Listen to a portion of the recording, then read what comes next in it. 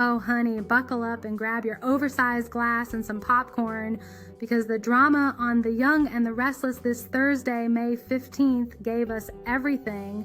Spiraling redheads, flirty espionage creepers, and more Claire Bear confusion. Let's dive into this Y&R circus with a sassy side-eye and a whole lot of truth. We have Phyllis Summers and the Hot Mess Express. So we open at the GTAC, where Phyllis is dining alone, which already tells you we're about to spiral into the abyss. Nick strolls in looking for his usual coffee and calm, and baby, he gets neither. Phyllis is chipper with a capital crisis, inviting him to join her like she hasn't been teetering on the edge of a full breakdown. She starts chatting about Summer and her super hot new co-worker in Milan. Papa Nick is ready to fly to Italy and karate kick this man in the gelato if he so much as winks at her daughter wrong. Phyllis just laughed like, sir. Then we go from protective mom to my life's a flaming dumpster as she pokes at her food and tries to convince Nick she's fabulous and slaying.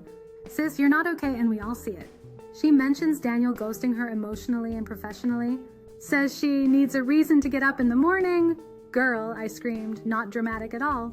Then Phyllis hits us with the real. She's spiraling, not a little wobble, a full downhill slalom. Nick, MVP of the Emotional Support Olympics, takes her to the park. She cries. He hugs her. She says she's drowning. He says the worst is over.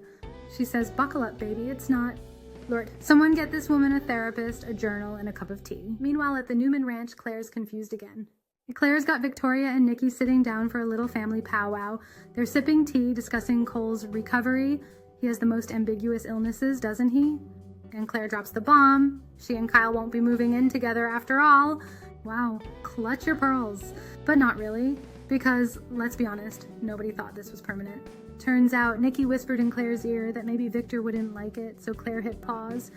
Victoria, oh, she's not having it. She's like, Mom, why are we letting Victor emotionally manipulate another generation of women? Claire says she just wants to slow things down. Victoria's like, is this your idea or Granddaddy Dearest's? Claire wants to make everyone happy. Oh girl, you're on The Young and the Restless, not the Disney Channel. But wait, Claire gets inspired. She's going to throw a party to impress Victor. A party, because that's what wins over Victor. I've been ruthless since the 80s Newman. Sure, Jan. Nikki offers to help. Victoria squints, skeptical. They all smile nervously, like this party isn't going to be a mess with a capital M. Oh boy, over at Crimson Lights, we have flirtation, fake-outs, and foolishness. Kyle and Audra are back at it, tossing snarky flirt bombs at each other like it's a corporate version of Love and Basketball.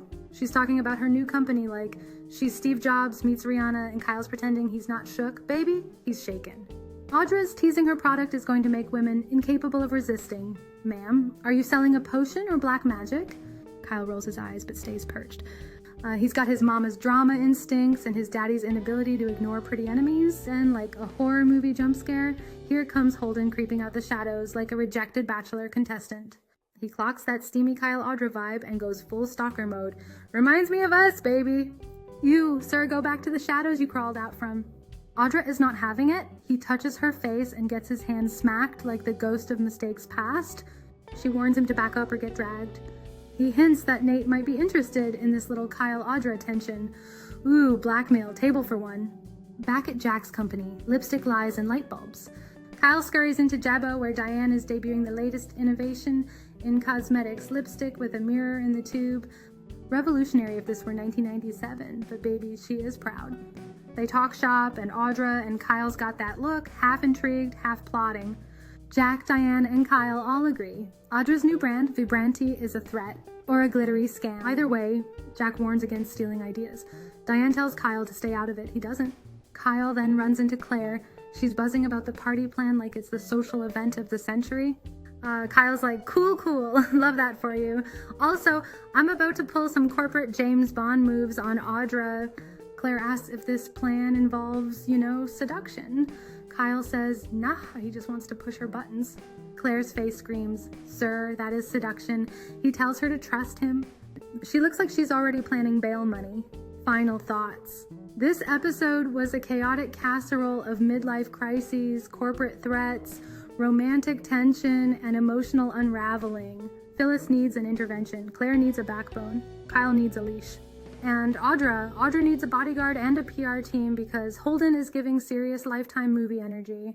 And if the party actually happens, I will be front row with popcorn. Until then, stay shady, Genoa City.